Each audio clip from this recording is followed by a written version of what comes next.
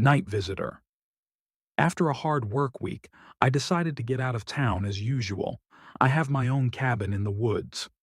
I picked up some groceries, threw them in the trunk, and went on my way. I arrived in the evening, got tired on the road, and immediately went to bed. I fell asleep quickly and soundly. I was awakened by the noise of car alarm. Well, I thought, maybe some animal ran by. I looked out the window, made sure that there were no thieves, and turned off this terrible noise. I lay down again and just started to fall asleep as the alarm system started working again. Without getting up, I pressed the button and everything went quiet. But after 5 minutes, the alarm started screaming again. All right, once, okay, 2 times, but more than that. You start thinking bad thoughts. A little scared, I still got up, disconnected again, but did not lie down, and began to watch through the curtain. Who decided to play so in the middle of the night?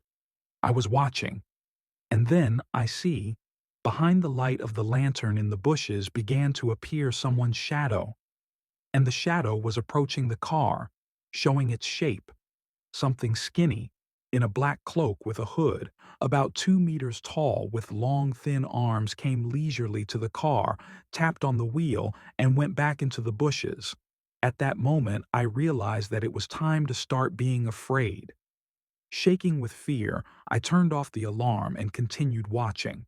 Something came out of the bushes, walked over to the gate, threw its arm over it and removed the partition holding the gate doors closed. The thing was heading for the front door. I was gripped with fear. Who is it? What does it want from me? Why won't it leave? I couldn't move. The goosebumps running from my head to my heels and back again, sending large shivers through my body. My mouth was dry, and my thoughts were panic-stricken, painting horrible pictures. Gritting my teeth and clenching my hands into fists, I came to my senses and ran as fast as I could up the stairs to the first floor, and just as my hand reached for the light switch to find something to protect myself from the guest, I froze. I froze because it was staring out the window. With its hands against the glass, it was looking to see if anyone was home or not. That's when I realized. This whole car thing was to lure the victim outside. Why? I didn't want to know, and I don't want to know. But the fact is the fact. It's here, and it's looking for me. His breath was starting to fog up the window, and I was glad of it, because I couldn't take my eyes off his face. Skin the color of ash, covered in wrinkles, deep, small, beady black eyes. Instead of a nose, there were 2 holes. His breathing was so heavy and hoarse that it made my lungs collapse. There were no lips, only 2 rows of sharp yellow teeth. I could not be seen, for I was in the back of the house. But it wasn't just going to leave. After standing at the window, it went to the door. A knock, and then another. In the gap under the door, I saw it trying to stick its fingers under the door. The knob started jerking up and down frantically. And the sounds.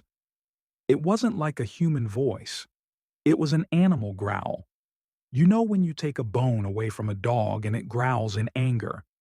I knew that if it heard me, it wouldn't leave me alone and would find its way to the house.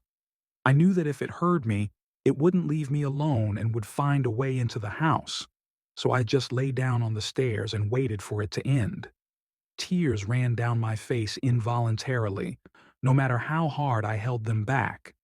My temples started tapping, so much so that it felt like my soul was shaking. I passed out. When I woke up, I looked at the door. The door was still there. I had never been so happy. Standing up from the steps, I looked out the window. It was already daytime outside the window and the sun was quite high in the sky. Without thinking long, I went upstairs, took the keys, and without packing, I went to the car. As I walked out the door, I saw his footprints on the ground. Proof that I'm not crazy.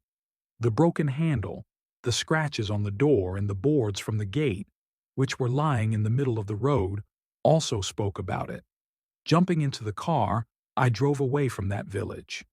On the way, turning on the radio, I heard that the bodies of two girls had been found in the neighborhood of this village in the morning. The corpses had been mutilated and dumped in the swamp. It had found what it was looking for after all,